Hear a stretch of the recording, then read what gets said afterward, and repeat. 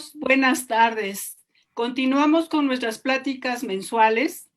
El aula educativa de Amigos del Hígado, desde su perfil de Facebook Live, y siguiendo nuestra labor altruista, ha preparado un programa muy importante para vigilar nuestra salud ósea, ya que es un factor de riesgo cuando hay enfermedades crónico-degenerativas.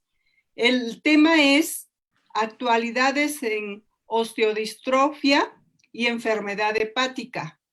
En esta ocasión tenemos la suerte de tener como invitado al doctor Juan Alfredo Tamayo y Orozco, quien es médico internista con especialidad de nefrología y metabolismo mineral en el Instituto Nacional de Ciencias Médicas y Nutrición, Salvador Subirán, UNAM, asociado honorario de la Asociación Mexicana de Metabolismo Óseo y Mineral. Nos platicará sobre este tema tan importante relacionado con el hueso y el hígado. Y bien, al final daremos un espacio para responder sus preguntas, las cuales coordina el doctor Jorge Luis Po, quien es internista, hepatólogo clínico y director médico de Amigo, también de la clínica RMD, Ciudad de México. Y doctor Po, le cedo la palabra para que nos amplíe la presentación, por favor. Adelante. Muchas gracias, Hortensia, y gracias a los amigos que nos escuchan esta tarde, que afortunadamente no está tan lluviosa como la de ayer. Un gran gusto el día de hoy por tener al doctor Juan Tamayo y Orozco, quien les presumo fue mi profesor en el recordado y querido Instituto Nacional de Nutrición. El doctor Juan Tamayo en algún momento fue nuestro revisor de piso, o sea, quiere decir el que nos checa que no hagamos mal la tarea y los trabajos, y de esa manera aprende uno como médico en esta formación, primero de residente y ya luego de especialista en algún área de la medicina, ¿no? Y yo recuerdo con mucho afecto al doctor Tamayo porque nos hacía como pensar, o sea, y recordarnos que teníamos que pensar antes de tomar decisiones. Y por eso estoy muy contento de que al cabo de los años haya logrado mantener esta amistad de mucho respeto y mucho afecto. Y siempre para mí ha sido una especie de duda el por qué un internista nefrólogo como él decidió dedicar una buena parte de su vida profesional al área del metabolismo mineral del hueso. ¿Por qué? ¿Por qué dedicar? Donde ha hecho una notable contribución a nivel nacional e internacional, y es uno de los enfoques principales de la clínica que él dirige, ¿no? Entonces, Juan, bienvenido, feliz de que estés con nosotros. ¿Por qué escogiste esta sub área de investigación y desarrollo profesional? Pues como muchas cosas que suceden en la vida, Jorge, gracias por tus palabras de afecto que sabes que correspondo con mucho gusto. A lo largo de la vida, las verdaderas amistades perduran y eso pues, ha perdurado. Y no voy a decir cuántos años, pero sí son algunas décadas. No pintábamos canas ni tú ni yo. Y ahora que pues ya hemos hecho todo un trayecto, te puedo explicar con gusto para que todos los que me van a escuchar comprendan por qué el riñón tiene tanto que ver con, uno, el metabolismo mineral, que diría yo son como las pilas de la batería de nuestro cuerpo, son recargables, y el lugar en donde se recargan es en el esqueleto. Entonces, por un lado, el desgaste de minerales propio de la vida cotidiana, y ahora vamos a revisar un poco todo eso, te lleva a que el riñón se vuelva una especie de válvula que regula lo que retienes y lo que pierdes. Y ¿de dónde lo toma? Pues lo toma cuando hace falta, lo toma del esqueleto. Ven, entonces hay una relación muy directa entre la regulación de la ingesta, es decir, de lo que tú comes de minerales, con lo que tú tiras de minerales. Y eso se regula básicamente en el esqueleto, por mecanismos que cada vez son más entendidos, que son más fáciles de explicar. Y una cosa que es bien importante, y por eso me gusta mucho participar con el doctor Po en esta conferencia, porque la verdad, luego uno dice, bueno, y así como, ¿por qué un nefrólogo se dedica al metabolismo mineral y al óseo?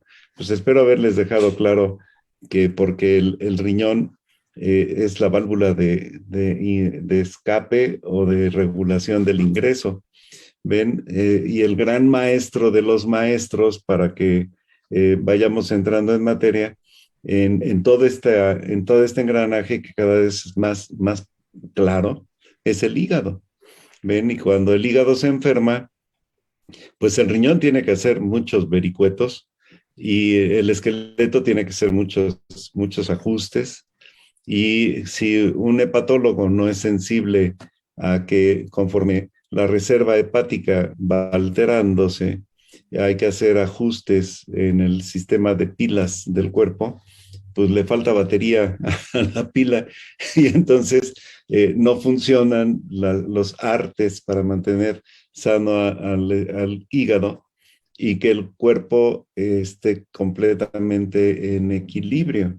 Ven, conforme pase la charla que pretendo darles en un ratito, pues espero ser muy claro. Voy a tratar de usar un lenguaje que me entienda hasta el más sofisticado de ustedes y el menos entendido. Entonces, por favor, sé que en los siguientes 45 minutos, pues utilizaré un lenguaje que trato de que sea como muy universal. Ven, la idea de ser enciclopédicos, pues hace rato que se quedó en el tintero. Ahora nos ayudan mucho los medios de la informática, que Jorge no nos ayudaban mucho en aquel tiempo, pero nos hacían pensar más. Ahora la gente casi ya no piensa y ve imágenes y le hace caso a los medios masivos de comunicación y le venden lo que quieren, ¿verdad? Entonces, doctor Google se ha vuelto uno de nuestros principales colegas, el doctor Google.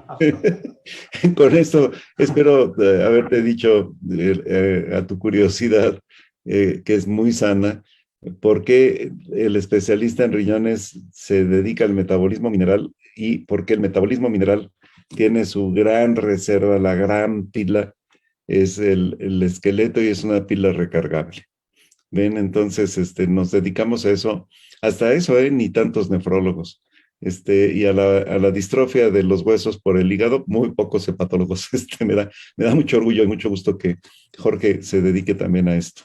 Entonces, no sé si te respondo suficientemente, y adelante, ¿no? Sin duda, sin duda. Yo agregaría una frase interesante. El doctor Juan Tamayo representa también a alguien que elige ser como un topo curioso, explorador, que se mete a lo profundo del conocimiento de un área, pero también se mantiene de alguna manera en el océano de la sabiduría, no solo en un pozo. Entonces lo verán ahora en la charla de él, cómo ha elegido su presentación, así es que los dejo con él los siguientes 45, 60 minutos, con calma, vamos a disfrutar la plática del doctor. Déjeme volver, creo que la puse en la primera diapo, déjeme ponerlo más adelante, una que no sea la primera, no puse la primera, déjeme ver por acá, ok, ahí está. Entonces aquí, ahora sí, vuelvo a compartir. Y aquí está. Listo, adelante. Pues miren, les voy a hablar de la salud de los huesos a lo largo de la vida, porque huesos los tenemos ya más o menos formados durante el embarazo, como a las 12 semanas de embarazo, el feto ya tiene un esqueleto que empieza a hacer las funciones que va a hacer el resto de la vida. Y la influencia que tiene el hígado en la salud ósea. Yo soy ese que está mencionado ahí y es la fecha de hoy. La siguiente, por favor. Empecemos por lo que les dije. ¿Cómo se mantiene neutro el balance de los minerales en este sistema del hueso? Pues también tenemos que ver a un actor ahí bien importante que es lo que está adherido al hueso. En todo el cuerpo no hay un solo hueso que no tenga adherido un músculo. Entonces, vamos a darnos a la tarea de ver esa parte con más detalle. Siguiente. Primero preguntémonos por qué tenemos un sistema óseo. A veces nadie se pregunta por qué tenemos huesos. Miren, les voy a dar un paseíto para que vean por qué tenemos huesos. La siguiente.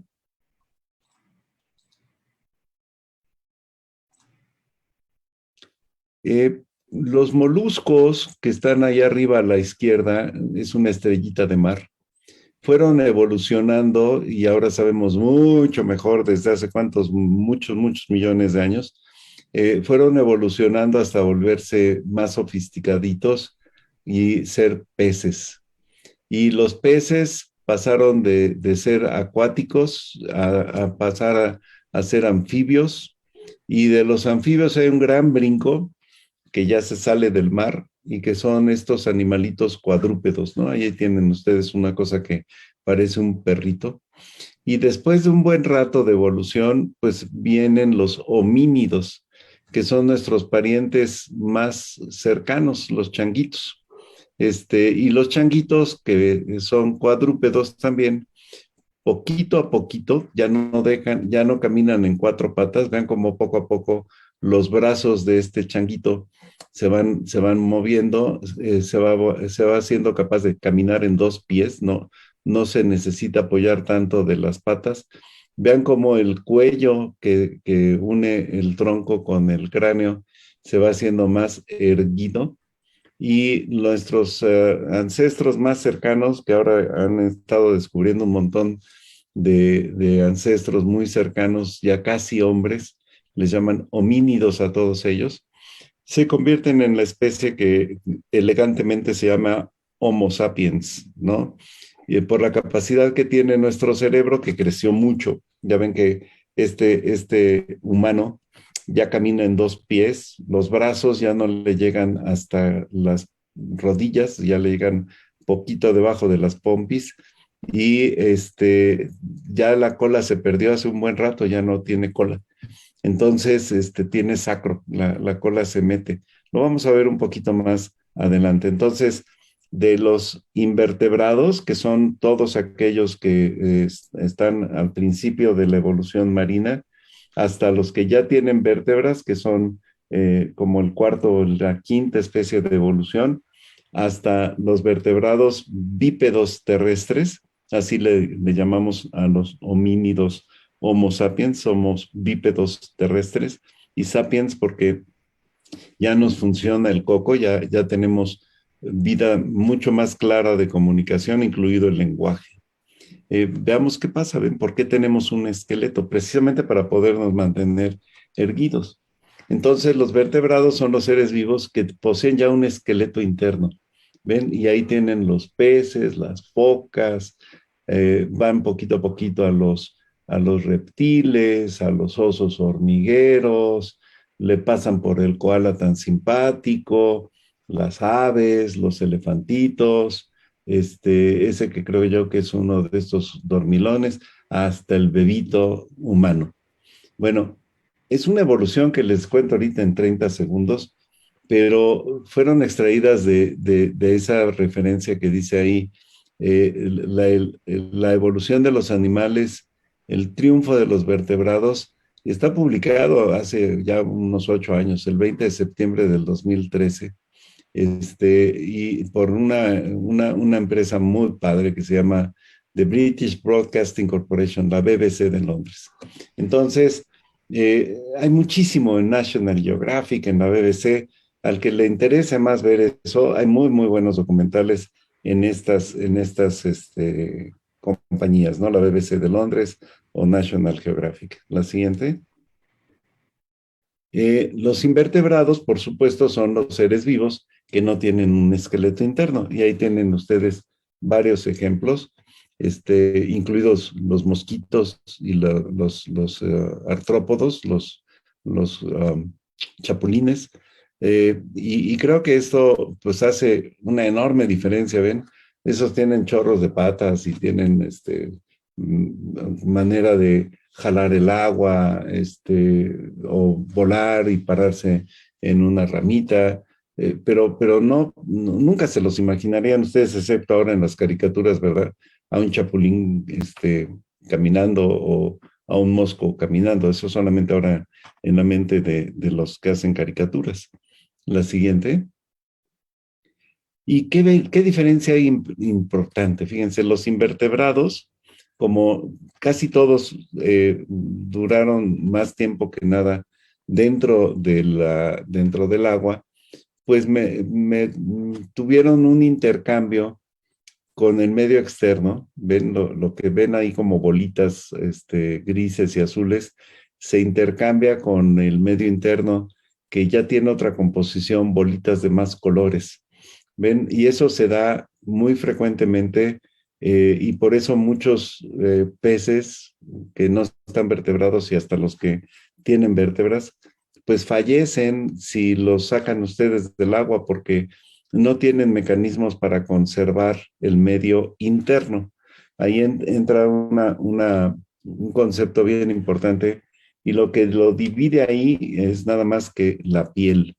Y esto también es una ilustración bien interesante de otra muy, muy bonita fundación, que es la de Yale. La que sigue. Y cuando aparece el sistema músculo-esquelético es ya en los humanos, que nos recubrimos de una piel que es muy impermeable. Nuestra piel es un impermeable. Y pues se aparece un sistema de músculos que permiten que el esqueleto pues se mantenga erguido, como ustedes pueden ver ahí en este dibujito. Pero lo que les quiero señalar es que ahora sí, pues tenemos que diferenciarnos y mantener nuestro medio interno, pero ya sin un intercambio directo con el agua. Tenemos el aire, y si nos mojamos, pues ya no entra esa agua más que por muy poquitos poros. O sea, somos casi que impermeables. Una de las cosas más interesantes es que nuestra piel se desnuda del cabello. Muchos de los mamíferos menos evolucionados que el hombre tienen mucho cabello en la piel. Todavía hay muchos señores y señoras que tienen mucho cabello en la piel, pero de ninguna manera es una piel de oso o es una piel de chimpancé. La piel del humano se diferencia muchísimo de la piel de otros mamíferos, porque es una verdadera manera de conservar el medio interno. Entonces, nosotros sí tenemos un medio externo y un medio interno para intercambiar agua y minerales. Y se desarrollan sistemas fabulosos, además del de la piel, que es gigantesco, de intercambio de agua y minerales con el medio externo.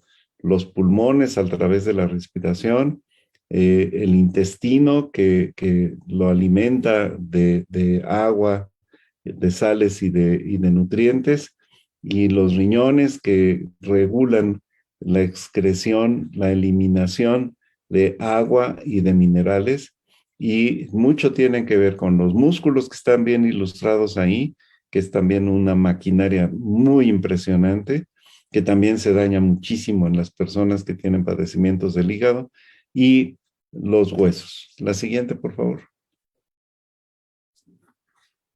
Siguiente. Entonces, los alimentos se vuelven fundamentales, ¿ven? Para que el músculo y el hueso tengan una composición mineral. Fíjense, por ejemplo, el 10% de todo el fósforo lo tienes en los músculos, pero el 80% de todo el fósforo, que es fundamental como transmisor de energía en el cuerpo, por ejemplo, la glucosa para que nos sirva, se tiene que añadir al fósforo. Y es la glucosa 6-fosfato deshidrogenasa la que permite que la glucosa a través de una cadena de fósforo nos dé la energía que da la glucosa. Y el 80% del fósforo está en los huesos. El 99% del calcio está en los huesos. Pero vean, por ejemplo, en los músculos hay 26% de magnesio y más del 98% del potasio del cuerpo y 45% del zinc que hay en el cuerpo, ¿no? Mitad y mitad casi del zinc está entre músculo y esqueleto.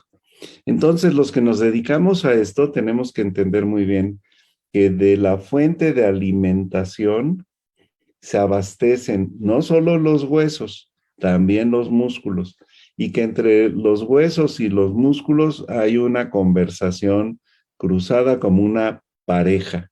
Hagan de cuenta que la pareja que ahora está un poco modificada por las preferencias sexuales, ¿verdad? Los LGTBS, pero siempre hay una pareja. Entonces, entre esa pareja, hombre y mujer, por la naturaleza de los sexos, siempre en las parejas hay dos. Y en el cuerpo una pareja que se tiene que hablar requete bien es la que existe entre los huesos y los músculos. Y ahí está la pila de todo nuestro organismo. Si se fijan, hay poquitas deficiencias de algunos de ellos que tienen que estar en otros almacenes mucho menos importantes, que no vamos a meternos ahorita en esas profundidades. La que sigue, por favor. Entonces, para entrar en materia de esta charla, que es la salud ósea y el hígado, yo les diría una frase, y ustedes van a tener acceso a esta conferencia sin duda, que los padecimientos del hígado, desde sus etapas muy tempranas, alteran el aprovechamiento de los nutrientes que les acabo de decir, con los que se forma el esqueleto y también los que necesita para que los sitios que se deben renovar en el esqueleto, porque se deterioraron, porque ya se depositaron hace unos años, o porque se lastimaron, como por ejemplo muy frecuentemente ahora lo hacen los atletas de alta resistencia o los atletas que le dan una gran demanda al esqueleto por trabajo físico, los tengan al alcance. Es decir, que los sitios en donde el esqueleto se renueva siempre tengan el material que requieren para renovarse. Y vamos a verlo poco a poquito a continuación. La siguiente, por favor. Fíjense, les insistí antes en lo que son minerales. Aquí a la izquierda ven ustedes el fósforo, el magnesio, el potasio. Ahí estamos hablando de flúor, por ejemplo. Y enseguidita arribita, que es bien populachero, del calcio. Populachero. Y ahorita el doctor me está haciendo favor de señalarlo con el puntero.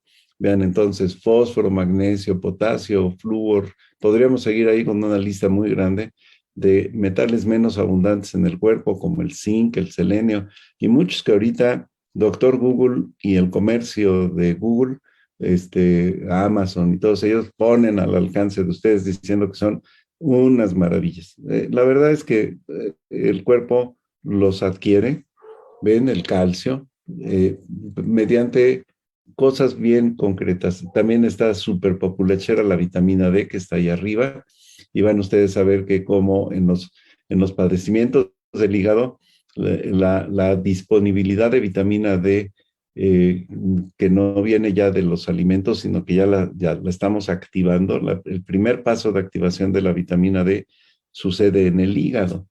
¿Ve? Y también tiene mucho que ver con las proteínas que les van a dar fuente de abastecimiento para crear las varillas del hueso, que son puras proteínas. Y luego otras vitaminas bien importantes, la A y la K, que vienen de los alimentos. Entonces, si ustedes se fijan, ahí puesto el esqueleto en una manera muy, muy gráfica, pues se nutre de lo que nosotros comemos y lo hace de manera muy selectiva. La que sigue. Entonces, por supuesto, los profesionales de la salud nos preguntamos siempre, ¿cómo me enfoco? ¿Cómo atiendo a mi paciente para poder conservar o restaurar, en caso de que se haya perdido la salud ósea, de todas las personas a lo largo de la vida? Porque todos tenemos esqueleto. O sea, así como todos tenemos piel y todos tenemos hígado, pues todos tenemos esqueleto. Y acuérdense, no pierdan de vista que el esqueleto tiene muchísimo que ver con su pareja, que son los músculos. La que sigue. Así es de que un esqueleto sano es el que realiza todas estas funciones. Van a ver algunas fotos. Flexibilidad, una postura correcta, la marcha normal, el mantenerse en bipedestación, es decir, sobre los pies, la oposición del pulgar, por mencionarles algunos en los que lo hacemos tan cotidiano que ni pensamos a veces en ello hasta que ya no somos tan flexibles o ya se nos manifestó mucho que tenemos muy malas posturas o que ya no podemos caminar como deberíamos y que nos cuesta mucho trabajo mantenernos sobre los dos pies, tenemos que ir y sentarnos, o ya no podemos manejar adecuadamente las funciones de las manos, ¿ven? Porque el pulgar ya no lo podemos oponer.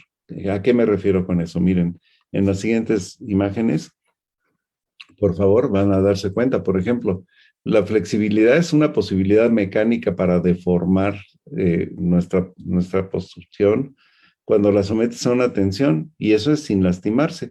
El esqueleto, si no tiene la propiedad de flexibilidad, no puedes hacer, por ejemplo, como lo está haciendo esta flaquita, esa flexión del tórax para que las puntas de los dedos de las manos puedan tocar el piso o la punta de los pies. La que sigue. La postura ideal, nada más vean en esta misma chica cómo nos ayudó a adoptar muchas posturas que uno mira en la calle, ¿no? La posición neutra de las articulaciones del cuerpo y la relación entre las extremidades con respecto al tronco, utiliza la mínima tensión y rigidez con un gasto mínimo de energía. Entonces, el que camina como la tercera imagen, pues está gastando mucha energía de su cuello, ¿ven? Y la que tiene una postura echando la panza para afuera, pues miren cómo hace que su espalda tenga una curvatura exagerada, ¿no? El dorso y las pompis parecen que se pueden lastimar muy fácilmente por la columna que está arribita del sacro y que se llama columna lumbar. Y aunque ustedes no lo crean, hay gente que camina como la persona que es la misma chica haciendo las posturas, ¿no? La que está hasta la izquierda, ¿no? O muy desgarbadota como la de en medio. Entonces, la postura ideal, acuérdense, depende de que las articulaciones estén en una posición neutra, cómoda, y la relación entre extremidades inferiores, extremidades superiores y el tronco. Y para eso, mientras menos lo tensiones y menos tengas rígido el esqueleto, menos energía consumes. La que sigue. Y la marcha normal, pues miren, aquí les pongo la huella de un primate a la derecha, que es cuadrúpedo, y miren cómo el pulgar de este cuadrúpedo está muy diferente que el pulgar del humano.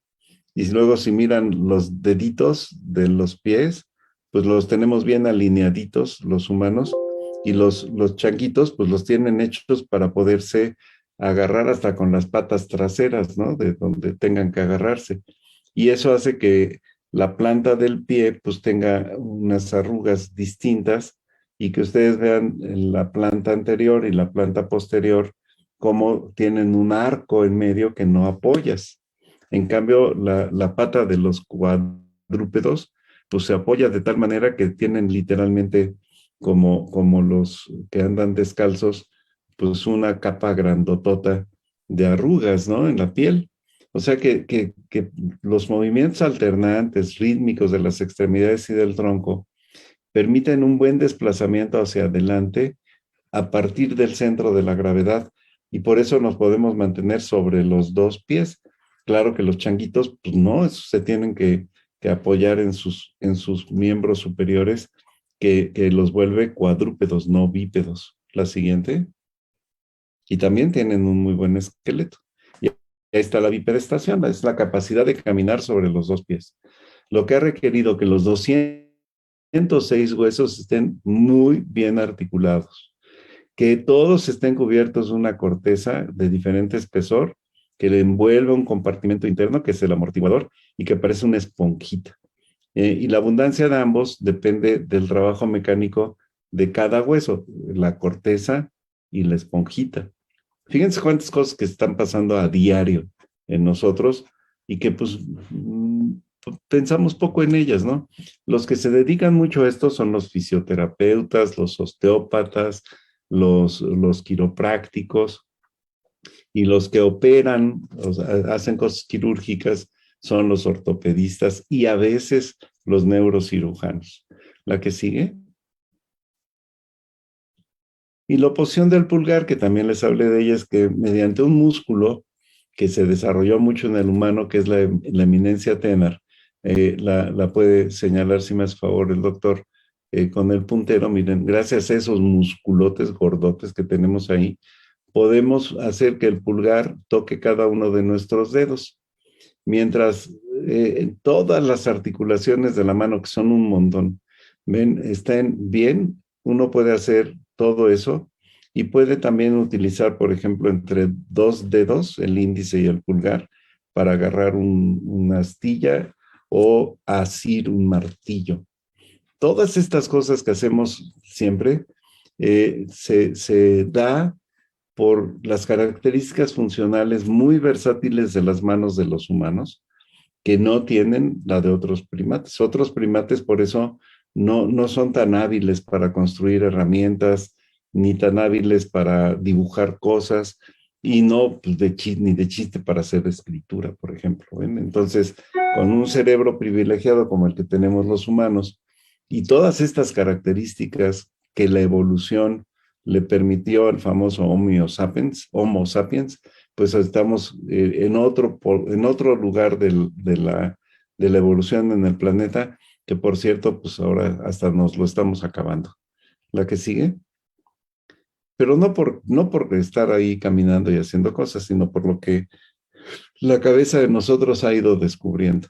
¿Qué ventajas tienen las vértebras? Pues miren, en un animalito que no tiene vértebras, no puede hacer todo esto que están viendo ustedes que está haciendo esta especie de pescadito, ¿no? Que se puede mover muy versátilmente en el agua, o en la tierra. Pues los animalitos que se arrastran en la tierra, pues son animalitos que tienen vértebras, la mayoría, y un rudimento de esqueleto. ¿La que sigue? Y aquí es en donde yo quisiera detenerme un poquitito más. Miren, la capita gris externa que tiene este hueso nos sirve para ver cómo hay un pellejito que rodea al hueso. Es esa capita gris externa que se ve hasta el extremo, que ahorita me está haciendo favor de ver con el puntero de mi colega y querido Jorge. Si ustedes se fijan en donde se ven estas arterias rojitas en la parte de abajito, desde el periósteo, eso se llama periósteo, entra la sangre y penetra abundantemente, hay muchísima circulación a lo largo de toda esa capota grandotota que aquí está ilustrando el hueso es cortical. Y vean cómo el hueso cortical tiene un montón de capas, ¿no? Una serie de capas concéntricas que están debajito del periósteo. Luego hay unos como niños envueltos que están bien padres. Ahí los ven ustedes como este dibujante los ilustró hacia arriba, como si fuera un telescopio, ¿no? De esos que se abren y se cierran. Como en la mitad de cada una de esas grandes estructuras circulares hay sangre. Y como entre las estructuras circulares, entre unas y otras, hay laminitas que le dan a esta parte del esqueleto la elasticidad de la que les hablé. Y como inmediatamente hacia adentro del hueso se hacen estas estructuras muy diferentes que están rodeadas también por un pellequito que se llama endostio y que tienen la forma de traves, ¿ven? Travesitas que se unen todas. Allá abajo ven ustedes cómo ya se va haciendo el entramado de las traves y termina siendo tan abundante ese entramado que se llama esponja, trabecular o esponjoso. Y adentro de estos agujerillos está la médula ósea. A lo mejor algunos de ustedes no sabían, y ahora lo van a poder saber, pues se produce la sangre en la médula ósea de los huesos. La médula ósea es ese tejido muy lleno de sangre y de grasita en donde se producen los glóbulos rojos, los glóbulos blancos y las plaquetas. La siguiente, por favor. Y claro que cada uno, por ejemplo, tiene características bien distintas. Miren a los 10 años cómo son las cortezas, cómo son a los 20, a los 40 y a los 70 años. Ven cómo se van haciendo los huesos, los huesos cilíndricos se van haciendo más anchos y el centro del hueso se va haciendo también más ancho. De tal manera que el hueso trabecular, que es el que está ilustrado ahí en los cuadritos, que era muy abundante a los 10 años, es muy abundante a los 20, es muy abundante a los 40, poquito a poquito se va volviendo menos articulado y se va separando entre sí. Y eso hace que cambie mucho. Si uno, por ejemplo, quiere medir en 1 centímetro cuadrado cuánto mineral hay, pues claro que parecería que hay menos mineral a los 70 años por centímetro cuadrado, aunque la realidad no sea más que el cambio de la morfología de los huesos. Entonces, las cortezas condicionan mucho la calidad del interior, que son las trabéculas o los huesos esponjosos. La que sigue. Y eso tiene mucho que ver con la manera en la que actualmente les medimos los huesos a las personas. Miren, en azulito está la densidad mineral de los huesos en la cadera. Gramos de mineral por centímetro cuadrado, que se llama matriz mineral. Lo ven a lo largo de la vida. En la parte de abajo de este gráfico un poquito complicado, empieza desde los 7 años y termina hasta los 75 años. Y si ustedes ven en la época de la formación del hueso, que es desde la niñez temprana, los 7 añitos, que tenemos datos muy claros, y hasta los 40 años, uno tiene una fase de desarrollo muy acelerada del esqueleto, acumulando mucho mineral, y la línea que está en naranjita es la matriz orgánica con la que se construye el hueso. Si se fijan en esos años, los huesos se vuelven muy firmes. Les llamamos acretos, es decir, la acreción de la reserva esquelética de densidad mineral ósea sucede hasta los 18 años aproximadamente. Y vean cómo después empieza a predominar las variaciones del ultrasonido, es decir, a partir de los 18 años, la naturaleza nos da el chance de tener mucho tejido nuevo, que es la grafiquita la grafiquita cafecita, que mineralizar. Y vean la diferencia entre la matriz con la que se forma el hueso, que se llama matriz orgánica, que es pura colágena y que construyen unas células muy especializadas, se mineraliza con lo azul a lo largo del tiempo y conforme pasan los años, ambas van perdiendo un poco de abundancia, ¿ven? Porque es la historia natural de la estructura de la cáscara de los huesos. Aquí estás midiendo la cadera y la tibia, que está ilustrándote cómo es la evolución de la cáscara de los huesos. Hay una etapa de madurez que es entre los 19 y los 40 años, en donde se mantiene muy estable la proporción de los dos, y a partir de los 40 se va perdiendo paulatinamente a esa velocidad, que es aproximadamente 1.5% cada año. Entonces, aquí hay 3 conceptos: crecimiento y desarrollo en la adolescencia, desde que naces hasta los 18 años, y es básicamente volver muy firmes tus huesos. Hay más mineral que matriz orgánica. Y a partir de los 20 años y hasta los 40, mantienes la matriz mineral, pero una gran actividad formadora de hueso. Y a partir de los 45, las dos van disminuyendo parejito. Entonces siempre hay una proporción en donde lo ideal es que tengas más matriz que mineralizar que matriz mineralizada. Y ahí ya empieza todo este concepto en donde los materiales de construcción y los minerales que tienes se vuelven mecánicamente útiles para todas las funciones que les dije. Y desde el punto de vista de la pila, pues poquito a poquito la gente conforme envejece, vean, en azul va teniendo menos pilas. Eso es normal. Y pues si algo puedes estar seguro es que cada año cumples años. ¿Ves? Los viejitos y sobre todo las viejitas muy presumidas dicen que después de los 50 ya le cambian la C de 50 por S de 50. Ya no quieren contar los años. La que sigue, por favor. Fíjense cómo evolucionan las esponjitas. Y es muy parecido, muy, muy parecido. Pero vean cómo la etapa de pérdida activa de esqueleto, que es después de los 45 años, ahí están mucho más cerquitas los dos componentes.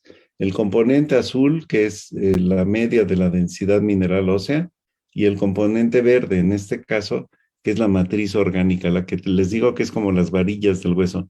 Es matriz de pura colágena y de proteínas, ¿ven? Y acuérdense que les estoy tratando de ilustrar cómo es lo normal, para que me comprendan cómo se vuelve muy desorganizado cuando empieza un padecimiento del hígado. ¿La que sigue?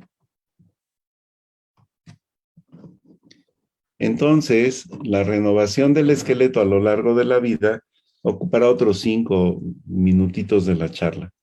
Una vez que ustedes desarrollaron el esqueleto por completo entre los 18 y los 40 años, ya tienen la reserva absoluta total que van a tener, no van a tener más. A partir de ahí, como una cuenta de ahorros, empieza una pérdida a lo largo de la vida que sí podemos evitar, por supuesto que podemos evitar, y ahora es uno de nuestros grandes retos, evitar esa pérdida y o volverla menos acelerada. ¿Ven? Porque hay muchas cosas que la aceleran y muchas cosas que hacen que la estructura, es la proporción entre mineral y gelatina, se altere. ¿Ven? Hay padecimientos del hígado, por ejemplo, que hacen que no produzcas suficiente matriz orgánica y entonces tienes mucho cemento y pocas varillas. Otras en las que al revés, no permiten que absorba suficiente mineral y entonces tienes muchas varillas y poco mineral. ¿Ven? A esta desorganización es a la que nos referíamos al principio como osteodistrofia de los padecimientos hepáticos. La que sigue. Pero el esqueleto se está renovando toditita la vida. Entonces, aquí repasando un poquito la diferencia entre lo que representa la fuerza de la gravedad allá arriba en el recuadro de la izquierda, ¿no? La fuerza de la gravedad ahí, gravity en inglés, y la concentración de calcio del cuerpo. Fíjense, por ejemplo, cómo en los seres acuáticos, la gravedad es una fracción de la fuerza que la que tienes si eres terrestre. ¿Ven? O sea, el ser terrestre tiene mucha más fuerza de gravedad que el ser acuático. O sea, la gravedad, que es la manera en la que el centro de la Tierra te jala hacia adentro, es mucho menor en el agua que en la Tierra. Por eso, la gente los acuáticos, pues tienen entre 3 y 40 miligramos de calcio por litro de agua, por litro de persona. En cambio, nosotros tenemos bien poquito. O sea, si vemos cuánto calcio tenemos los terrestres, tenemos mucho menos calcio que las gentes o que los animalitos que viven en el agua. ¿Ven? Y los que vuelan, pues más. Fíjense, ahí tienen ustedes tres grandes líneas, ¿no? El de la vitamina D y el sistema endocrino, que es muy variable en los peces y muy constante en las especies que vivimos sobre la Tierra.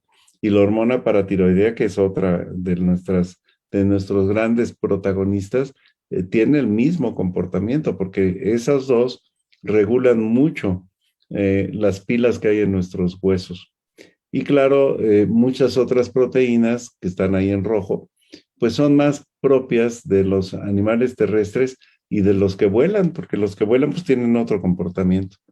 Así es de que en el recuadro de abajo ven ustedes cómo la movilidad en colaboración con los músculos y las articulaciones, pues es bien distinta, ¿no? Igual que la bodega dinámica de calcio o los órganos del sistema endocrino que regulan el metabolismo de minerales en los huesos y que, como en los músculos, ¿no? Manejan toda la energía que necesitamos y el equilibrio homeostasis quiere decir equilibrio metabólico. Entonces, ahí ponemos muy clarito que somos una especie muy peculiar, los bípedos terrestres, ¿no? Vean esa calaquita con cuello largo, con un cráneo más grandote, que se mueve mucho más ágil que muchos otros, ¿no? Quizá no más veloz, eso depende si eres de Jamaica o de Kenia, o eres de la Tarahumara o estás gordito, ¿no? Eso son cosas que me gustaría mucho que piensen en lo fascinante que puede ser entender cómo conservar esa maravilla que es el esqueleto saludable. ¿Y por qué? Pues porque el esqueleto que está viejito se renueva y al que le demandas de más y lo lastimas, se renueva. ¿La que sigue? Entonces, voy a empezar a hablar ya más entre los padecimientos del hígado en sus etapas iniciales y más tardías, porque siempre impiden la acumulación de la reserva óptima si empiezan en la juventud. O sea, un chico menor de 40 años que tiene la mala suerte de tener un padecimiento del hígado, sobre todo si no se dan cuenta que lo tiene, desde luego que va a ahorrar menos, su reserva óptima de esqueleto va a ser menor que si se hubieran dado cuenta y lo ayudaran a que tenga esa reserva óptima de la juventud. Y por supuesto, cuando empiezan después de los 40 años los padecimientos hepáticos, lo que afectan es la conservación de esa reserva esquelética y ya les dije más o menos que desorganizan el tejido del hueso, o sea, la proporción entre matriz de minerales, cemento, y matriz orgánica, varillas, se altera. O sea, se daña la estructura. Matriz mineral y matriz orgánica se desorganizan como cemento y varillas de una columna. Y se puede desorganizar la arquitectura, porque acuérdense, el hueso adentro siempre tiene trabéculas, en las esponjosas, y esas siempre están recubiertas por una corteza, que es la capa cortical. La que sigue, por favor. Nada más para recordarles cómo no es lo mismo que tengas un padecimiento entre los 7 y los 18 años, en donde lo que más le importa a la naturaleza de tus huesos es que acumules mucho mineral, porque estás en crecimiento, estás en modelado, a que te afecte entre los 20 y los 40, que es tu reserva esquelética máxima, o que acelere la pérdida de la edad y o altere la proporción entre matriz mineral y matriz orgánica. La que sigue. Y los huesos están súper vivos. Miren, estas células que ustedes difícilmente se hubieran imaginado que es la superficie que les dije, pero periostio o endostio, cuando se ve viejita, se mira así. Ven, las células no están unidas una con otra, se ven grietecitas, como ven ustedes ahí en medio, se ven muy claramente las separaciones entre las células. A las células les salen esas vejigitas que ustedes están mirando ahí. Algunas adoptan formas muy peculiares, ¿no? Así como de pescaditos, o sea, se descubre la matriz que está debajo de ellas, que es la matriz mineral. Y se empieza un proceso para quitar el mineral que está dañado hasta donde las células especializadas en la destrucción encuentran hueso sano. Pero así se ve por fuera un hueso que se tiene que renovar. Y esto puede suceder nada más por la edad del hueso o puede suceder porque rebasaste la capacidad de ese hueso para deformarse. ¿La que sigue? Y es un proceso bien, bien interesante, muy complicado, que muy pocos clínicos conocen bien. Pero si se fijan, por ejemplo, a la izquierda de esta diapositiva, tienen a estas celulitas que tienen esta cara así como muy, muy llena de espículas y muchos núcleos rojos, que se llaman osteoclastos, que destruyen el hueso viejo o dañado y que conforme lo van destruyendo, vean cómo hay muchas flechas que le avisan a los que tienen que formar nuevo hueso, que son los osteoblastos, que están en color azul y que tienen un solo núcleo y que se pegan a la superficie del hueso y van produciendo la matriz orgánica y estas células que destruyen se detienen en cuanto los factores que están en el recuadro naranja, que son los que hacen que los huesos destruyan que los osteoclastos destruyan el hueso y los osteoblastos construyan el hueso, tienen un mensaje muy interesante que se llama RANK OPG. Y les podría decir 80 nombres así raros, pero van a ver en alguna de las diapositivas que siguen cómo es distinto remodelar una trabécula que remodelar una corteza. ¿La que sigue?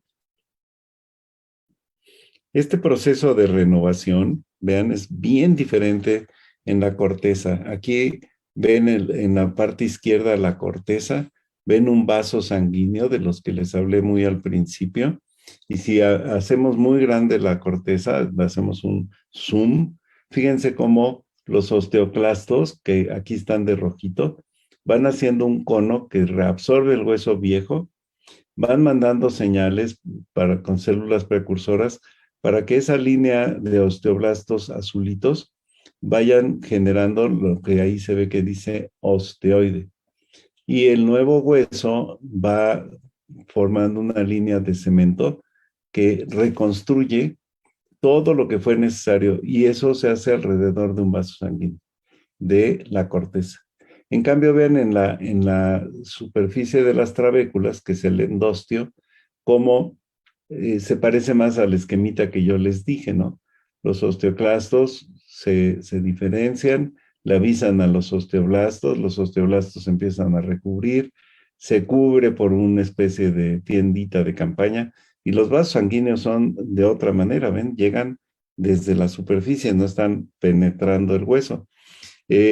Y bueno, todas estas cosas me sirven para dejarles una idea de lo maravilloso que es renovar el hueso y lo malo que resulta que alguien lo desorganice. Es un sistema de una organización tal que es súper interesante ver cómo en los padecimientos del hígado, esta parte que son los huesos, dejan de hablarse bien las células que están allá adentro y también le hacen caso omiso a los mensajes que vienen desde los músculos. Acuérdense que desde el principio les dije que no hay un hueso que no tenga adherido un músculo. ¿La que sigue? Y entonces, aquí para hacer un pequeño resumen, en la fase de reposo el hueso está intacto, se renovó muy bien. Se tiene que iniciar una fase de destrucción cuando las celulitas de recubrimiento se separan. Y vean cómo para que se haga la destrucción de esa zona, tienen que generarse osteoclastos, que son los que están aquí a la derecha del esquema, y que tienen muchos núcleos y parecen tener un cepillito.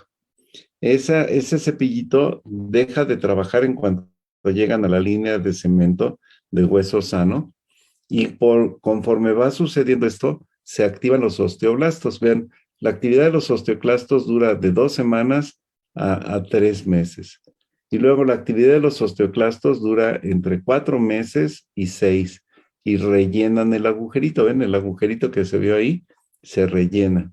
Y entonces los osteoblastos se convierten en las células que se quedan a vivir en los huesos. La negrita se queda a vivir y las otras se vuelven a diferenciar hasta que quedan igualito que en la fase de reposo. O sea que un ciclo de renovación, le llamamos remodelamiento completo, puede durar entre 3.5 y hasta 6 meses en cada lugarcito que se tiene que renovar. Hay más sitios de renovación en los 206 huesos de un humano que humanos en el planeta. Nada más imagínense ustedes lo súper activos que son los huesos durante toda la vida y qué tan importante es saber que se están renovando de manera constante. La que sigue. Y el hígado, lo que sucede es que, pues como ustedes van a empezar a entender, pues hace muchas alteraciones de la matriz orgánica. ¿Por qué? Pues porque la manera en la que se aprovechan las proteínas de la dieta se vuelve muy anormal. Y la manera en la que el hígado le manda a decir, porque el hígado es un profesor, es un maestro de los osteoblastos, ¿ven? Los que forman los huesos. Entonces, si les mandan mensajes equivocados desde el hígado que está enfermito, pues empieza a haber alteraciones de la matriz orgánica que afectan el lenguaje entre las celulitas que forman el hueso nuevo que les acabo de enseñar, es la matriz orgánica, y luego las que organizan el mineral en ese hueso recién formado. O sea que tener un padecimiento del hígado, de los muchos que hay en el hígado, sí, desde la manera en la que se forma la matriz del hueso y la manera en la que se organiza el cemento del hueso, se vuelve cada vez más desorganizado. Y si uno sabe organizarlo, pues esa persona no pierde movilidad, no pierde flexibilidad, sigue utilizando muy bien sus manos, sigue teniendo muy buen equilibrio y muy importantemente sigue teniendo pilas. ¿Ven? Se dan cuenta de las dos grandes cosas que les he venido tratando de enseñar. Los huesos, además de las funciones mecánicas, también tienen funciones de pila metabólicas. ¿La que sigue? Miren, por ejemplo, aquí en este cachito de hueso, lo que es hueso mineralizado está en azul. La capita rojita que está ahí es matriz orgánica que se ha acumulado a todo alrededor de estas trabéculas. Y lo que está en amarillito es la médula ósea. Entonces, sí podemos tener métodos muy finos para ver qué tan bien se está reorganizando el hueso. Por ejemplo, en este caso, el exceso de rojo, ustedes no saben cuánto es lo normal, hay un exceso de rojo, se llama exceso de matriz orgánica. El título ahí arriba lo dice clarito, es una osteomalacia. Y claro que cuando le mides la densidad mineral, es decir, gramos por centímetro cuadrado de hueso, pues puede tener poquito mineral o mucho mineral. Entonces hay osteomalasias con suficiente mineral y con exceso de mineral o con mineral normal. Y se tratan de una manera muy distinta que las osteodistrofias. La que sigue. Y esta es la manera que se organiza un hueso. Entonces, si se desorganiza esta estructura, vean cómo se ven clarito las varillas, se ven gorditas. Esa es colágena y tiende a ser como en pantaloncitos, ¿no? Viene una fibrita, se abren pantaloncitos y luego hay otras proteínas que sirven como si fueran alambritos, ¿no? Esas proteínas que son como alambritos realmente lo son, o sea, en esa matriz de esa colágena, en esa matriz orgánica, las células que mineralizan al hueso, que son los osteoblastos y luego los osteocitos, van depositando minerales y los van organizando. Y si ustedes ven, esta podría ser a la izquierda la parte circular de una osteona y a la derecha es una lámina del hueso compacto. Este es un hueso compacto. Y la osteodistrofia desorganiza eso. En los osteodistróficos, esto es un relajo. Hay fibras que van para un lado, fibras que van para el otro, hay deficiencia de las fibras que unen las distintas haces de varillas que son de colágena. Y, por supuesto, mientras más avanzado sea la desorganización, porque más tiempo pasó el enfermo con padecimientos del hígado sin una atención de sus huesos, pues ya se podrán imaginar que a la vuelta de los años los huesos pierden sus propiedades mecánicas y los músculos pues también tienen problemas. La que sigue. Y esta es una parte en la que también participa muchísimo los padecimientos hepáticos. En esta esquemita que les tengo ahí con una doble hélice, les estoy enseñando una fibrita de colágeno. Y fíjense cómo con dos tabiquitos azules les quiero demostrar dónde están los sitios de unión de minerales. Y esos dos sitios de unión, en el número 1, se los enseño, son la vitamina D3, que deja de producirse de buena calidad o no se asimila correctamente en los padecimientos del hígado, y el otro es la vitamina K2. Y cada vez conocemos mejor qué formas de la vitamina K2. Es la vitamina K2-MK7, por ejemplo, o es la vitamina K2-MK4, las que hacen como chuponcitos para que se fije el fósforo número 2. O sea, para que se mineralice un hueso no hace falta calcio, hace falta fósforo. Y por cada fósforo que se le pega a la matriz orgánica, se pegan 3 calcios. Y en la primera etapa lo que pasa es que es un depósito sin forma. Le llamamos depósito amorfo. Y conforme se va organizando, la siguiente, la unión se va organizando, vean cómo por cada fósforo que se pegó con la vitamina K2 y con la vitamina D, se pegan 3 calcios. Y si uno mira, eso es fosfato de calcio, sin forma. Y conforme uno mira que pasa el tiempo, la siguiente, los osteocitos van haciendo su chamba y van organizando lo que se llaman matrices cristalinas. Cada uno de estos sitios que unió fósforo con calcio forma un cristal amorfo de fosfato de calcio. Y conforme se van madurando y organizando alrededor de la colágena, se termina por formar el mineral óptimo del hueso que se llama hidroxiloapatita. Y todo este proceso de mineralización puede durar 1 año. Así es de que los que quieren ver resultados en densidad de minerales en menos de 1 año se desesperan. Lo que tenemos que hacer, los que nos dedicamos a esto, es entender que hay métodos para ver la matriz orgánica sin mineralizar en un sitio del hueso y la matriz mineralizada.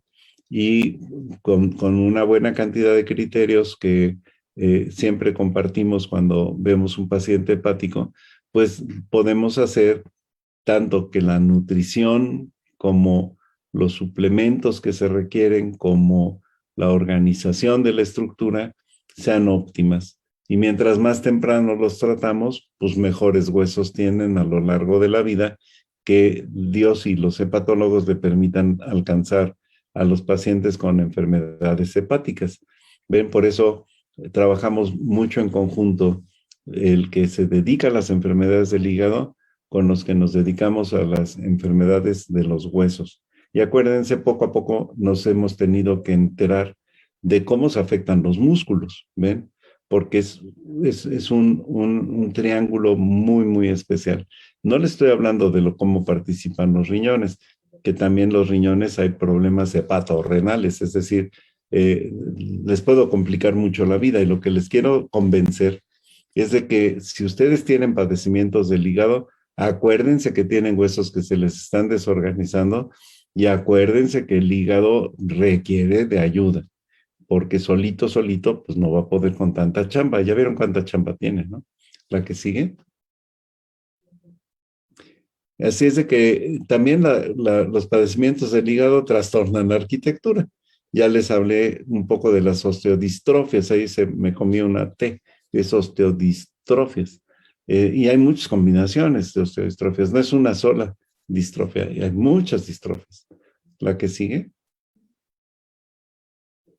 Y no importa qué combinación de alteraciones del esqueleto desencadene el programa del hígado, la magnífica noticia para todos ustedes, amigos del hígado. Me encanta la manera en la que lo ponen, amigo, con H. Existe tratamiento eficaz. Y mientras más interactuemos entre la nutrióloga especialista en problemas hepáticos, la nutrióloga especialista en trastornos del hueso y de los músculos, el especialista en huesos y el especialista en hígado, se llama manejo colegiado. Mientras más nos pongamos de acuerdo, mientras más temprano en la enfermedad hepática empecemos a trabajar, mejor lo logramos. Les digo de anticipado, no es lo mismo tratar problemas de los padecimientos de la parte biliar, ¿ven?, que de la parte hepatocelular. No es lo mismo ver a un paciente con alteraciones porque esté haciendo foie gras, hígado graso. Nunca nos vamos a comer ese hígado, pero no se les va a olvidar que el hígado graso se induce en las aves para comer paté de foie gras, de hígado con grasa. Es lo malo de eso es que los seres humanos con grasa en el hígado, pues terminan haciendo fibrosis y un problema muy serio del hígado que tiene repercusiones importantísimas en los músculos y en los huesos. Primero en los huesos, luego en los músculos o viceversa. Y ahí es donde los especialistas tenemos que interactuar. Ya se dieron cuenta que no nada más somos los doctores médicos, necesitamos la colaboración y por eso Remedé y muchas clínicas importantes del hígado tienen nutrición especializada. Nosotros en la clínica de padecimientos de los huesos y de los músculos tenemos nutriólogos especializados y hemos estado empezando a colaborar y cada vez tenemos más conciencia de que tenemos que colaborar mejor. La que sigue. Y claro que hay tratamiento. Miren, aquí es una diapositiva de claramente huesitos trabeculares, ¿ven? Y es muy, muy simple de ver.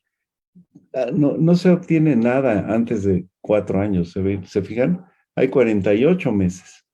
A las gentes que se les deja en placebo, vean cómo, es decir, en un tratamiento que no sirve, o que dizque les están dando calcio, calcio se desperdicia si no se usa bien con el fósforo y se integra bien a la colágena, y si la colágena no está bien organizada, ¿ven?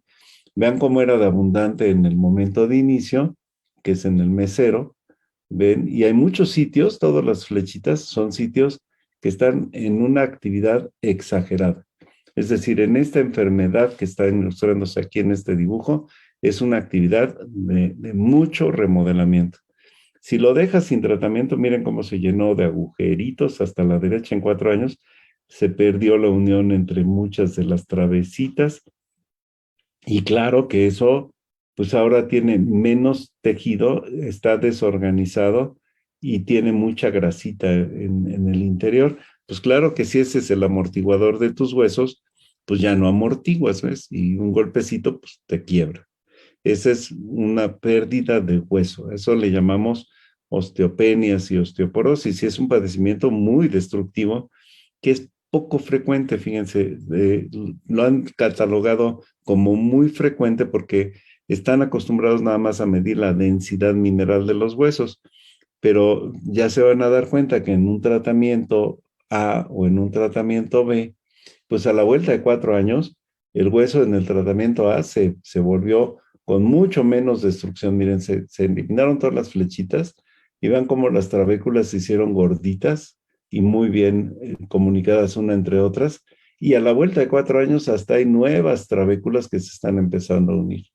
Ese tratamiento es óptimo y tiene todos los elementos considerados. La destrucción se frena, se favorece la formación y se favorece la mineralización. Y en el intermedio es menos eficaz, pero más eficaz que el tercero. Esta es una manera de verlo. Y lo que quiero decirles es, nunca puedes esperar que los 206 huesos, con la complejidad que les acabo de decir, regresen a un estado completamente saludable si la desorganización fue mucha, y no tuviste un tratamiento muy bien llevado por 4 añitos. Y bueno, si Dios te presta vida, pues te aseguro que teniendo un hígado bien conservado, o tu hígado muy bien conservado, la calidad de tu vida es mucho mejor si los huesos y los músculos se conservaron bien y se recuperaron hasta que tú puedas ser independiente. Y entonces la calidad, la dignidad de la sobrevida, de los años por venir en un manejo colegiado de las enfermedades de los huesos y de las enfermedades del hígado, pues por supuesto que vale mucho más la pena de que esa vida, que siempre vale la pena sobrevivir, se viva con mayor dignidad y mejor calidad. La que sigue. De ahí que nos dediquemos a analizar la influencia en las distintas etapas de formación, conservación o restauración del esqueleto, tanto de la nutrición, de la actividad física y a la detección oportuna de las alteraciones del equilibrio. Acuérdense, homeostasis quiere decir balance, e incluso de algunos padecimientos. La que sigue. Y bueno, después de estos 40 minutos, pues me da mucho gusto darles las gracias. Ese es mi correo electrónico. No duden en escribirme sus dudas. Y aunque mi apellido Tamayo y Orozco, no pinto ni paredes. Ven, eso siempre me dicen, oiga, doctor, ¿es usted pariente del pintor? Pues no de ninguno de los dos, porque los dos fueron pintores muy famosos, Rufino Tamayo y Clemente Orozco. Pero pues yo no heredé el arte de pintar, pero sí hago huesos sanos. Bendito sea Dios. Y me da mucho gusto, Jorge, me da mucho gusto a nuestras amigas de la Asociación de Amigos del Hígado, que de cuando en vez me inviten a hablarles de este tema, que como podrán dar cuenta, y espero habérselos contagiado, es sumamente interesante y es un enorme reto todos los años. Nunca se deja de aprender, ¿verdad, Jorge? Sin duda, pues mil gracias por esta excelente charla, recorrido y explicación muy didáctica de la relación hueso-músculo y cómo evoluciona a través de la historia de los seres vivos, ¿no? Tenemos varias preguntas que yo creo que vale la pena empezar con ellas. Una de ellas que comenta Cristóbal, algunas de las preguntas me están llegando a través del Facebook, otras me han llegado a mí directamente a mi WhatsApp. Cristóbal Fernández pregunta de que, pues, él se fracturó y que le dijeron que era fractura de la vértebra. Entonces, él pregunta si fue por su cirrosis. Entonces, yo complemento su pregunta y digo, ¿qué tan frecuentes son las fracturas en alguien que tiene problema de osteopenia, osteoporosis, osteomalacia? Y si esto es más alto, esa frecuencia cuando hay además cirrosis. Sí, claro, Jorge. Qué buena pregunta, ¿ven? Quizá lo que tiene son tres componentes. Uno, sí son más frecuentes y hay una manera bastante sencilla de estimar el riesgo absoluto de que alguien con enfermedades hepáticas se rompa fácilmente un hueso en los siguientes 10 años. Hay todo un esfuerzo internacional adaptado a las enfermedades del hígado, que es un cuestionario relativamente sencillo. La herramienta general se llama FRAX, ¿no? Viene de un acrónimo ahí de letras en inglés, ¿no? Pero que da una muy buena estimación. Y como ya se dieron cuenta, segundo punto, un tratamiento para fortalecer los huesos de un cirrótico, pues no, los 206 no va a durar 3 meses, va a durar 3 y medio o 4 años, ¿no? Entonces, para que no te fractures, si ya estás en un gran riesgo de fractura, hay un buen número de estrategias para que sepas qué puedes y qué no puedes hacer si tienes ese riesgo absoluto de sufrir una fractura. Y tercero, si ya sufriste la primera, tienes 11 veces más riesgo que antes de sufrir la primera de que se te sigan rompiendo los huesos y que te curen nada más esa fractura. Ahora hay muchos métodos muy poco invasivos, que se pueden hacer en gentes que no pueden ir a anestesia general porque los desequilibran mucho y los ponen muy graves. Ahora hay toda una ciencia de plastías con sustancias elásticas, ¿no? Les llaman elastómeros, que pueden resolver el problema que hace que se rompan los huesos en una, dos o tres o más vértebras, ¿ven?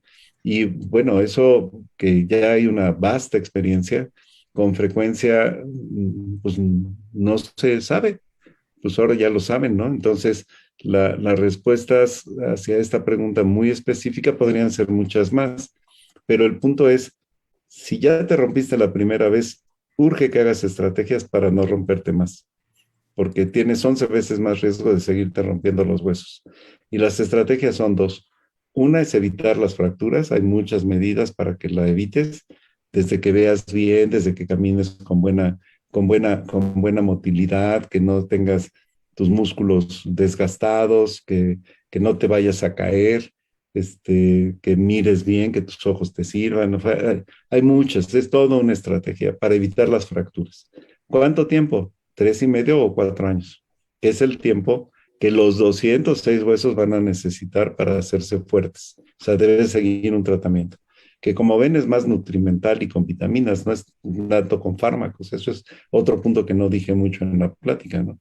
Y la tercera es que ya existe manera de fortalecer tus huesos de manera mínimamente invasiva, ¿ves? Mediante la aplicación de elastómeros, los expertos lo ponen hasta en el cuello del fémur, en las vértebras. Yo he visto verdaderamente arte que parecería abstracto, pero de polifragmentados del húmero o polifragmentadas de la tibia, que con esta ciencia de los elastómeros lo están haciendo requete bien. Y por supuesto, pues no son los ortopedistas la mayoría, ¿ves? Son gente que se ha venido especializando en terapias no invasivas de las fracturas y que tienen que saber muy bien que el enfermo con cirrosis pues no puede ir a cualquier tipo de anestesia, ¿no? Muy buena pregunta.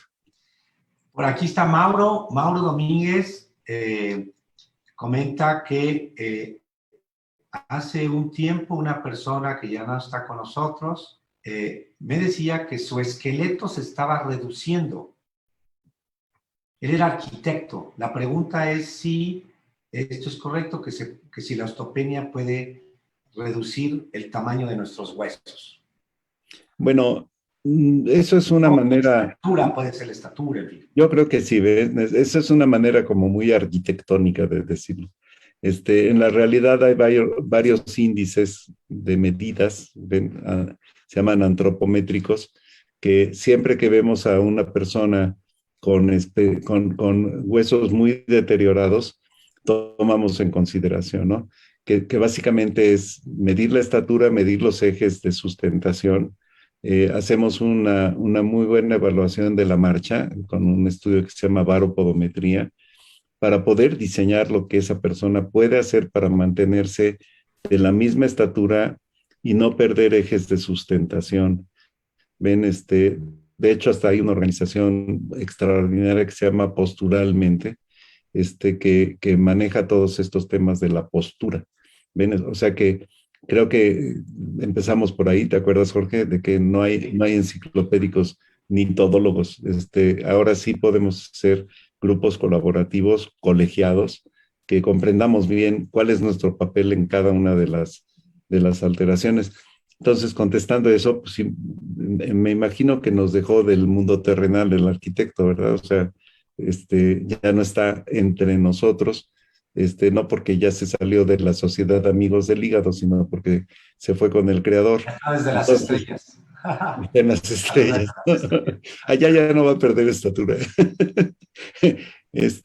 Pero como nadie ha venido a decirnos cómo es aquella vida, mejor ocupémonos en que la sobrevida que tengamos aquí sobre la tierra, pues mantengamos, acuérdense, la independencia, que es mucho tiene que ver con lo bien estructurado que tengas tus extremidades y tu tronco, ¿no?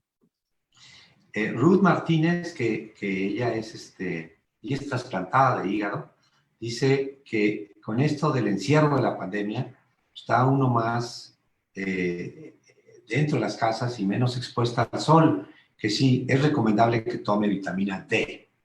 100%, pero no a macrodosis, ¿ven? Ya, ojo, porque no todas las vitaminas D las procesa bien el hígado. Entonces, Perdón, aquí aprovecho, Rosa Marta Miranda pregunta, doctor Tamayo, ¿qué opina del suplemento vitamínico Replesta de 14,000 unidades masticable una vez por semana? Y ya ves que hemos comentado que hay unos de 100,000 unidades. claro, yo creo que son negocios, no son no, no tienen ninguna ventaja que sean de cientos de miles y de muchísimas unidades. Tienen más riesgos porque fácilmente te intoxicas, ¿ves? Y más si eres una persona con padecimientos del hígado.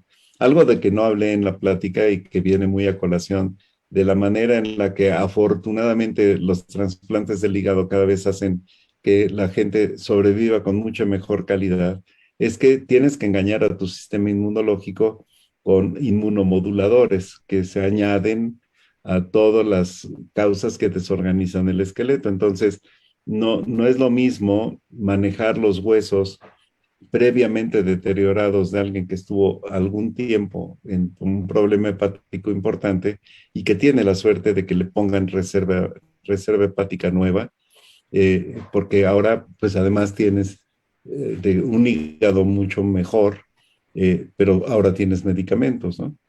Entonces, sí, la salud ósea del trasplantado hepático es algo que en el entusiasmo de la sobrevida, ahora sí ya tengo un hígado nuevo, se les olvida que tienen huesos, ¿ves? Y luego me toca, tengo varios casos de gente cuya calidad de vida se vio alterada porque se les apachurraron las vértebras, ¿no? Y se hicieron chiquitos. Y ahora miden 17 centímetros menos de estatura, ¿no? Entonces, hay que evitar las fracturas y hay que acordarse que los huesos pues pasaron por un proceso de deterioro y que hay que reorganizarlos, ¿no? Sobre ahí Carlos Domínguez, en cuanto a las causas, está preocupado porque tiene esto colangitis esclerosante primaria, que es una enfermedad que le han dicho que pudiera tener mayor riesgo para sus huesos. Él ha tenido que tomar también por hepatitis autoinmune algo de esteroides. Esto es cierto, algunas enfermedades del hígado, por ejemplo, la que es por virus, comparada contra la que es colangitis biliar primaria autoinmune, podrían tener mayor riesgo al hígado, al hueso. No es que tengan más riesgo para los huesos, es que tienen un reto de hacer manejos colegiados distintos. No es lo mismo trabajar con el lado polangiolar que va más hacia la parte, y en eso pues, el experto eres tú, Jorge, más hacia la parte digestiva, vea la parte exócrina del hígado, que los que dañan hepatocelular, ¿no? Que alteran otras funciones que no tienen tanto que ver con la parte colangiolar y hay enfermedades mixtas, o sea que los retos ahí no, para los huesos al fin y al cabo de cuentas hay un reto de desorganización, que de acuerdo a las condiciones muy particulares de cada quien, una cosa por la que yo soy médico y no me canso de decirlo, es porque no hay dos enfermos iguales, ¿no? O sea, uno tiene que entender que todos los cuerpos son distintos, todos, y eso es lo que es archidivertido de ser doctor, es un enorme reto, ¿no? Porque no hay dos humanos iguales. Y por supuesto, la pregunta que hace nuestro amigo del hígado, pues es muy trascendente. La respuesta es que no le cuenten, que no le digan, ¿sí? O sea, para tener buenos huesos en enfermedades del hígado hace falta un grupo colegiado. O sea, no hay ningún hepatólogo suficientemente sabio ni ningún especialista en huesos suficientemente sabio. Se tiene que trabajar en equipo. Ruth Martínez le han recomendado ejercicio, que eso es bueno para los huesos, pero ¿hay algún tipo de ejercicio en especial que se deba hacer? El que soporte su esqueleto. Ven, acuérdense, si tienes todo el entusiasmo de hacer ejercicio y no sabes qué organización tiene el esqueleto y le das una demanda inadecuada, mínimo te va a reclamar el periósteo. Y hay muchas gentes que viven con periostitis. O vas a tener una tendinitis, o vas a tener un desgarro muscular, no necesariamente una fractura, ¿no? Entonces, qué bueno que lo preguntaron, ¿ven? El consejo de la actividad física es un terreno en donde se requiere bastante conocimiento de la masa muscular y de lo que se llama las uniones entre músculo y hueso, que son las entesis. Muchos pacientes con huesos desorganizados no padecen fracturas, tienen patología de las entesis, es decir, desde periostitis hasta tendonitis, hasta fasciitis, hasta artrosis, hasta artritis, que tienen que ver con el soporte inadecuado que para esas estructuras representa el esqueleto.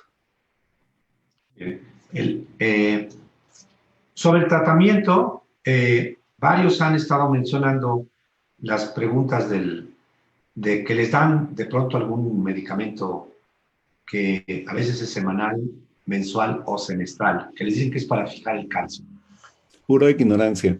Esto realmente es necesario. Parece que la mayor parte de las veces esto se lo da pues los ortopedistas. Entonces, pues sí, pobres ortopedistas. ¿Qué ocurre ahí? ¿Por qué hay esta tendencia? Que lo hemos comentado, pero me gustaría que lo expresaras ahora con los pacientes. Es muy frecuente que les recomienden medicamentos de alto costo, Sí. tienen que inyectarse muchas veces, ¿no? Bueno, eso es peligroso. El ortopedista no debería prescribir fármacos para el metabolismo óseo y menos en un paciente hepático, ¿ven?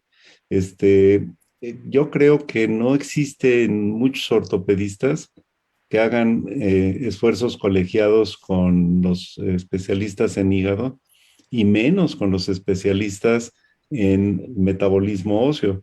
Ellos son mecánicos, los ortopedistas son cirujanos y son extraordinariamente hábiles para poner los huesos pues más organizaditos en lo mecánico, pero cometen muchos errores en la parte metabólica. Y esas medicinas que se inyectan semestralmente o anualmente o que se toman muy mensual son antidestructivos. Y como ustedes se dieron cuenta, yo puse un ejemplo de una enfermedad con mucha destrucción, pero son el 16% de todos los padecimientos hepáticos, ¿no? En los huesos. O sea que no todos son talla 40, no todos tienen osteodestrucción, no todos son unisex. hay un montón de diferencias. Hay enfermos en las enfermedades y hay que individualizar. Yo diría que el éxito con medicamentos no representa ni el 30% del manejo global. Es mucho más la nutrición, es mucho más los estilos de vida y es mucho más la actividad física bien dirigida que las medicinas. Eso que les quede muy claro a todos los amigos con H. Por otro lado está una pregunta de Carmen Utrilla, que dice, ¿cada cuánto le deben hacer su densitometría? Que se la hizo hace 6 meses, que si ya le toca, ¿cada cuánto se debe hacer? Y probablemente yo aprovecharía la pregunta para esto del tema de la vitamina D. Como sabes, la vitamina D, hemos visto que hay deficiencia en el adulto y particularmente cuando hay factores asociados en el paciente con enfermedad hepática que toman diversos medicamentos, ¿no? Entonces, ¿cada cuánto se debe hacer una densitometría? Y por ejemplo, para alguien que nunca le han hecho la evaluación, ¿y cada cuánto se debe hacer una medición de la vitamina D? Mira, la densitometría nunca antes de un año, nunca jamás. Y nunca solita. ¿Ves? Ahora hay bastantes métodos que miden la matriz orgánica. La densidad mineral nada más mide el cemento, la matriz mineral. Y la matriz mineral puede ser baja, normal o alta. Y lo que interesa es ver la proporción con matriz orgánica. Y eso se mide automáticamente con un software, por ejemplo, que tienen varios de nuestros colegas radiólogos, que se llama TBS. Eso se mide con ultrasonido óseo axial y o se puede medir con mucha menor eficacia mediante pruebas de lo que se llaman indicadores del remodelamiento. El error típico es que usan la densitometría para asustar a la gente, ¿ves? Y para darles medicinas endovenosas. Recuerden, la densidad mineral solita no sirve de mucho. La vitamina D en el suero es un poco difícil de medir con precisión y reproducibilidad. Yo diría que cuando alguien está claramente deficiente, que los pacientes con enfermedades del hígado sí requieren de esa medición. ¿Ves? Repletarlos es bien diferente, es bien difícil porque puedes llevarlos muy fácilmente a un estado de intoxicación.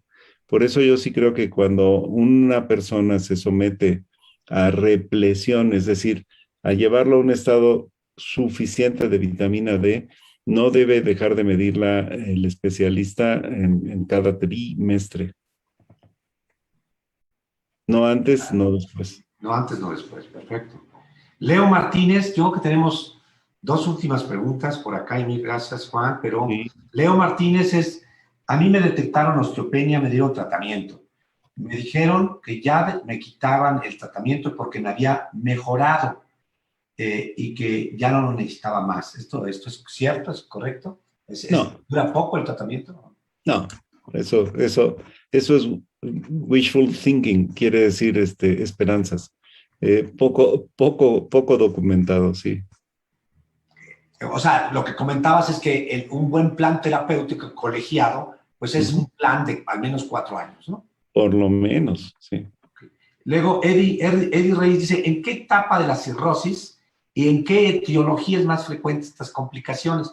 Igual yo complemento parte de la respuesta porque es más lo del hígado, pero lo que hemos trabajado juntos de los pacientes, dirías que hay una etapa de la cirrosis o ¿en qué etiología es más frecuente para Eddie?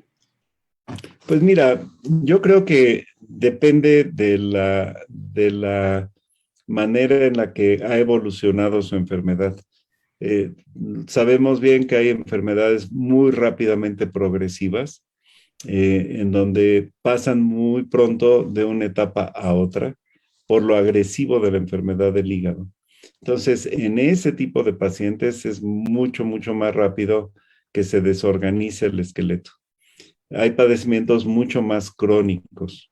Entonces, una primera de las componentes que hay que considerar es con qué intensidad y con qué velocidad está evolucionando la enfermedad del hígado, ¿no? Mientras más rápidamente progresiva sea la enfermedad del hígado, más énfasis hay que poner en proteger a los huesos y a los músculos. Y si es más despacito, es más crónica, tenemos más oportunidad de interactuar con menos intensidad. Entonces, se refiere a la velocidad del deterioro. Y la otra, que es también muy prudente, y la veíamos con lo colangiolar, lo hepatocelular, el hígado graso, pues depende cuál es la patología predominante, si es hepatocelular, si es intersticial o si es colangiolar, ¿no? Claro. Son criterios distintos. Tal vez completaría que viendo el continuo del paciente con enfermedad hepática, yo les he dicho que hay unos que tienen hepatitis crónica que aún no tienen fibrosis grado 4. Entonces, los que están en fibrosis grado 1, 2, 3, pues están en mejores condiciones metabólicas que los que ya tienen 4. De los que ya tienen 4, recuerden que hay una etapa que se llama descompensada, donde ya empieza a haber hemorragia, encefalopatía, citis, que desde luego tienen un mayor riesgo porque hay polifarmacia, hay diferentes fármacos y empieza a haber además factores nutricionales que impactan en la salud, pues corporal, la del músculo y la del hueso. Y finalmente, los que llegan a la etapa de trasplante, o sea, los que ya vivieron la cirrosis, pero además ya están en trasplante, pues tienen mayor, de alguna forma, riesgo acumulado por los padecimientos concomitantes, ¿no? Probablemente este subgrupo de pacientes son los que no deben de olvidar de hacerse su chequeo anual, como lo decía. Y finalmente veo por aquí Patti Alemán, dice, en el caso de necrosis mandibular posterior a la aplicación de Prolia. ¿Cuál sería el esquema terapéutico a seguir? Ese es como de consulta, ¿eh? Wow. Pobrecilla. Tal vez aclarar. Sí. Esta Prolia, pues es un fármaco que le pusieron a la paciente, y necrosis mandibular es aquí como una lesión de la maxilar, de la boca, de la cara, del maxilar. Vaya, pues pregunta seguramente la vida real. Es Patti Alemán la que la pregunta, Juan. No, sí, es precisamente una de las cosas que empezaron a llamar la atención en los 90, ya tiene sus 20 años, que las gentes que se les inhibía mucho el remodelamiento de los huesos, imagínense, si un esqueleto de los huesos periféricos tarda, como les dije, 4 meses cada sitio en completar un ciclo de renovación, en la mandíbula y el maxilar tarda 3 meses. Entonces, cuando han estado en tratamiento por más de 2 años a dosis muy altas de antidestructivos, se ha inhibido la capacidad de la mandíbula y del maxilar de renovarse. Y entonces se ven mucho lo que se llaman síndromes de alveolo seco, que es cuando sacan un diente y el alveolo que se queda ahí no tiene la capacidad de regenerarse y genera muchísimo dolor y muchos problemas. Y o cuando se hacen procedimientos invasivos, desde una simple endodoncia hasta implantes, pues el número de fracasos por necrosis de la mandíbula o del maxilar es enorme. Y ya los odontólogos lo saben y se cuidan mucho de quien ha recibido difosfonatos o quien ha recibido Prolia, antidestructivos por más de 2 años. Y claro que en ese otro gremio, el gremio de los odontólogos, pues hay quienes se auto eligen en quien hace el juicio de qué hacer y los que consultan a quien sabe más que ellos, ¿no? Que son los menos. Entonces, sí, el que a alguien le haya pasado esa cosa horrenda, que sí suena horrible, y es horrible, es por abuso de difosfonatos, casi siempre. O sea, no todo lo que tiene densidad mineral baja es destrucción de hueso. Ya vieron ustedes que hay muchas otras entidades que se tienen que tomar en consideración. Entonces, aguas con los difosfonatos, ¿no? Aguas. Muy bien, pues Jorge, muchas gracias. yo la verdad terminamos con esta pregunta. Mil gracias. Yo voy a ceder la palabra a nuestra amiga, la presidenta de Amigos del Hígado. Recuerden que Amigos del Hígado se abrevia con amigo con H, H de higo también, que fue este fruto maravilloso que en algún momento alimentó al hígado y convirtió el foie gras. Por cierto, el foie gras famoso es uno de los padecimientos que ahora nos está dando varios pesares, porque sin duda es un medicamento de alta complejidad, donde se suman padecimientos asociados como diabetes, hiperlipidemia, y donde es el gran reto ahora que hagamos medicina preventiva y que todos los que sospechen que tienen el hígado graso se acerquen a su médico para hacer una evaluación de la posibilidad de esteatosis o hígado graso, ¿no? Hortensia, dejamos el micrófono en tus manos para hacer el cierre y los anuncios finales. Sí, doctor, muchas gracias. Pues solo nos queda agradecer al doctor Juan Alfredo Tamayo y Orozco por tan excelente conferencia, al doctor Jorge Luis Po y a todos los que se conectaron, esperando esta plática les sea útil para cuidar su salud ósea. Y realmente nos quedó muy claro que debemos ponernos en manos de los especialistas y no guiarnos, como dijo usted, doctor Tamayo, por el doctor Google. Exactamente. Exacto. Eso, entonces sí nos quedó muy claro todo eso, porque a veces lo vemos tan sencillo y tomamos esa decisión y no es la adecuada. Por otra parte, les recuerdo de nuestra próxima sesión, que es el miércoles 8 de septiembre con un tema muy interesante también relacionado con el hígado y se llama la sexualidad y el hígado. Pues a todos les comento que no se pueden perder este interesante tema con el especialista en ginecología, el doctor Álvaro Peña, que también nos va a acompañar su esposa, que es nutrióloga, con un tema de nutrición, pues relacionado con la nutrición, pero ella nos va a traer su propio tema. Y también recordarles que visiten nuestra página, que es www.amnigo, aquí está lo del higo, que es amhigo.com. Y pues nos vemos y muchas gracias, doctores, por tan excelente conferencia. Buenas noches. Buenas noches. Buenas Gracias, noches. gracias, Juan. Buenas noches. Cuídense mucho.